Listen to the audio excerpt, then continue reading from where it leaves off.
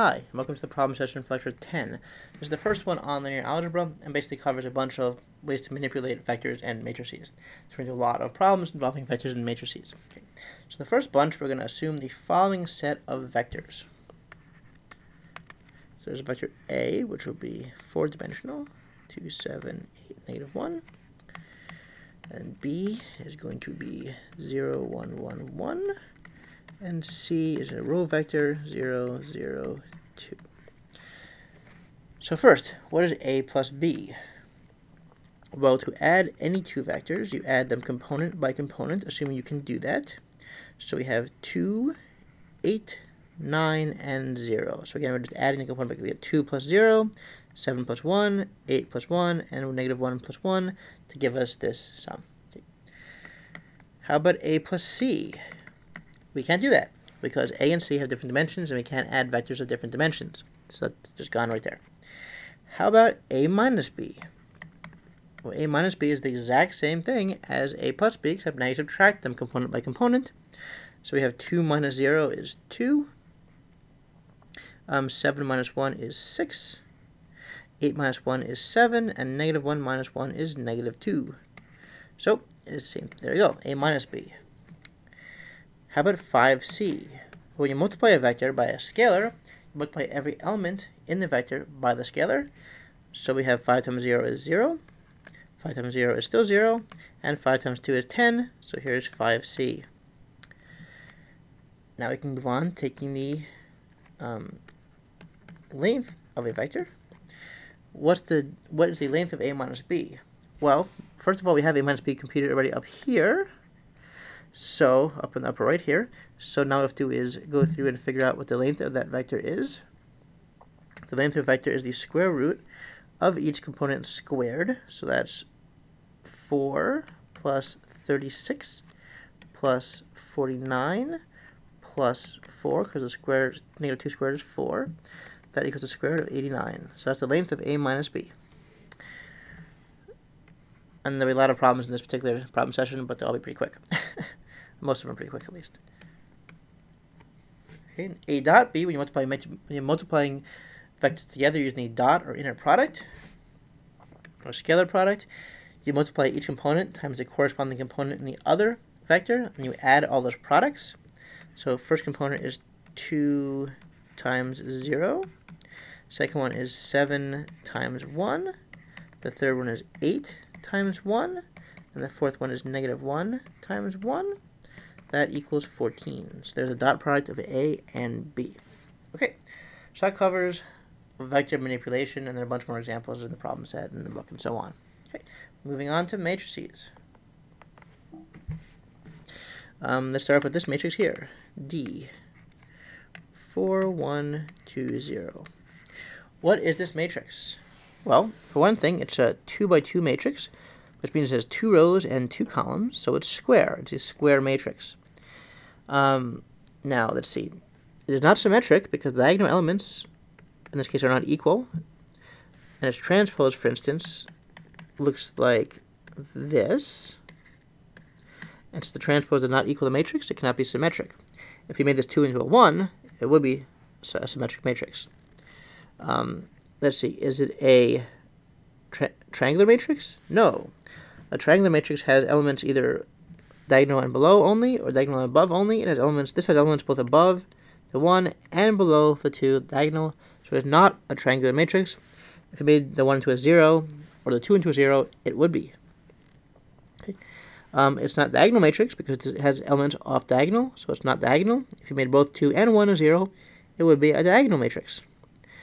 So that is basically it. And it's not the identity matrix because it doesn't have 1, 1 on the diagonal and a 0 elsewhere. So it's not the identity. So that's what it is. And there are more examples of that in the problem set. Okay. So moving on again. For the next few problems we're going to use these set of matrices. I'll write them up here. 3, 0, 1, 0, 5, 2. B equals 2, 4, 2, 8, negative 5, 2, and C equals 5, 0, 3, 6. Now first, to add matrices, all we have to do is, to add any combination of matrices, all we have to do is add them component by component. So how do we do that? Well, first, so if let's say we want to calculate 2a plus 3b transpose, first we need to do b transpose. B transpose is going to equal, B is a 3 by 2 matrix. It has 3 rows and 2 columns. The transpose will be a 2 by 3 matrix. So we can go through and write it up. We will get 2, 2, negative 5 on top, and 4, 8, 2. If you weren't sure about that, note that for transpose, the ijth element of a transpose will be the jith element of the transpose. Sorry, the ijth element of B will be the jith element of B transpose. So over here, 4 is row 1, column 2, so it's 1, 2. So it must end up in row 2, column 1 in the transpose. Now we have that. We can take 2 times A plus 3 times B transpose, and they have the same dimensions, so we can add them. And we go through and do so. So we can go through and calculate that. Here we have 6 plus 6 in the first spot. Then we have 0 plus 6 in the second spot. And we have minus 15 in the third spot. Then 0 plus 12. Then 10 plus 24. Then 4 plus 6. And that gives us the matrix 12, 6, negative 13, 12, 34, and 10. Now, if we had tried to add A and C, or A and C transpose, it doesn't matter. We would have gotten nowhere because A and C have not the same dimensions. Okay, so that takes care of adding these matrices. Okay, how about multiplying? Well, to multiply, you must have this situation here. If you would multiply A and B, and if A is an M by K matrix, and B is a K by N matrix, you can multiply them, and that gives you C, which is an M by N matrix, and I have crosses here usually, I guess. However, if you have two different ones like this, A is M times L, and B is K times N, you cannot multiply them unless L equals K. In other words, you must have the same number of columns of the left matrix as the number of rows of the right matrix. Otherwise, you cannot do it. So now let's do B times C. So B times C is equal to, now how do you do this? Well, for B times C, you take the first row and you dot it with the first column of C. So that means the very first element of B will be 2 times 5 minus 3 times 4. There's a minus there? I have a dot there for no reason. There's no minus there. This is a 3. Sorry. So it's plus 3 times 4. And that's going to appear in the first row and the first column of the product matrix, because you take the location of the dot product is going to equal the row that it comes from the left matrix and the column it comes from the right matrix. In other words, in symbols, Cij, the product matrix, I shouldn't use C, I guess, the product matrix BC, its ijth element, is equal to the sum over K of Bik, Ci, Ckj, and these should be lowercase letters for elements. This sum defines a dot product, and it appears in the ith row and jth column of the product matrix. So it's 2 times 5 plus 3 times 4. You're dotting the first row with the first column. Now, to do the first row, second column, you take the first row of B and the second column of C to get 2 times 0 plus 4 times 6. And you can continue doing this. Second row, first column, is the second row of B dotted with the first column of C, which gives you 2 times 5 plus 8 times 3. And then the second row times the second column, sorry, dotted with the second column, is 2 times 0 plus 8 times 6. And then the third row is the third row of B times the first column first. Negative 5 times 5, plus 2 times 3. Then you have second row, second column, negative 5 times 5, plus 2 times, sorry, negative 5 times 0, apologize. Then 2 times 6, plus 2 times 6. And that's going to equal 22, 24, 34, 48, negative 19, and 12. Just gives you a sample of how to multiply matrices of different sizes. How about C times B? Well, is that going to work? Let's see.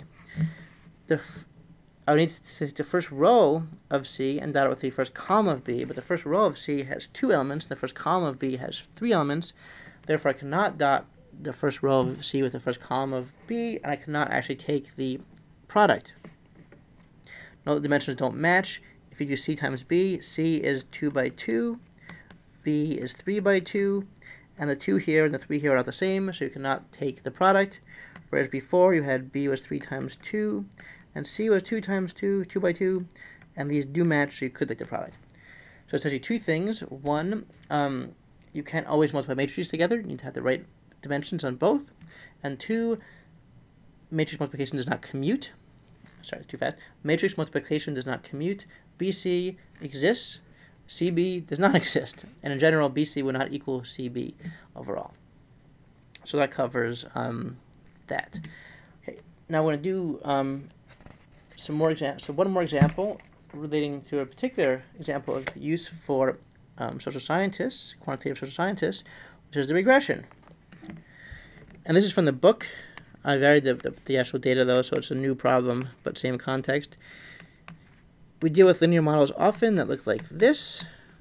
We have a series of covariates, x1 through xn, that are independent variables that are meant to describe variation in, rather variation in them help describe variation in y, and the dependent variable. With only one data point, you have a single, just not very interesting situation in which you have x, y, and epsilon there be scalars. But with many data points, they each are a vector, which are column vectors. And beta is a column vector too, so we can write this whole thing as y vector equals x matrix times beta vector plus epsilon vector. And each x, the matrix X is formed by putting a whole bunch of column vectors for each of the different xj's together in one matrix.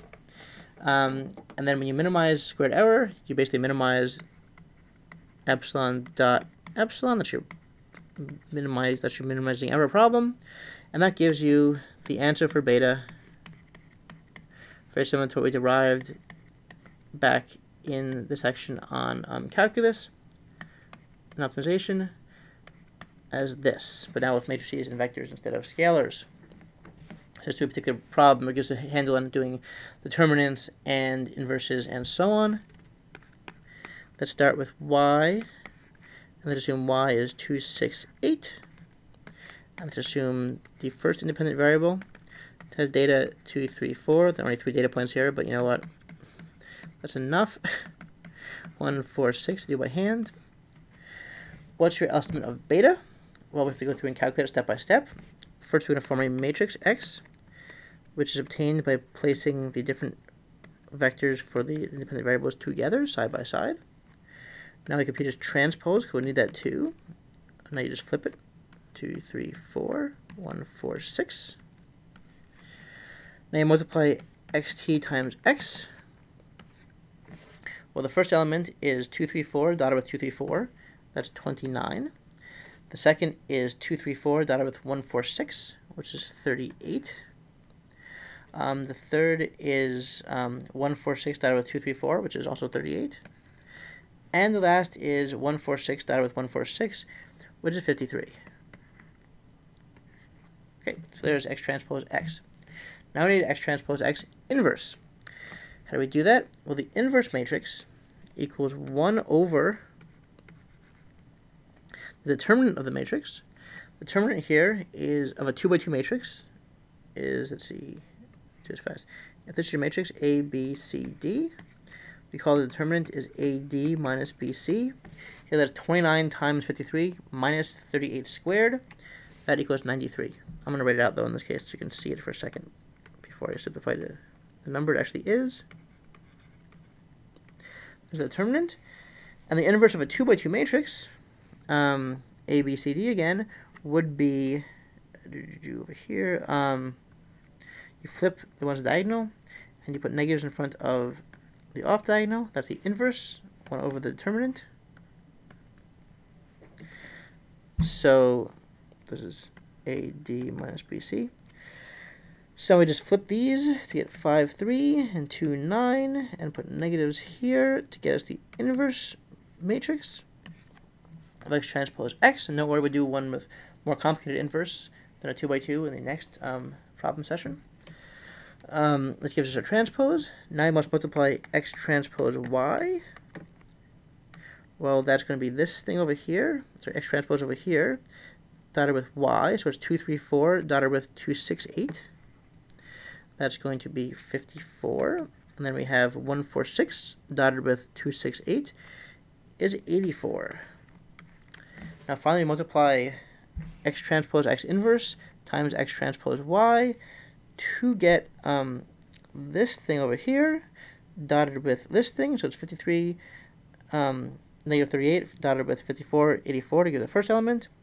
And negative 38 dotted with 29, negative 38, 29 dotted with 54, 84 for the second element. So you can go through and do that.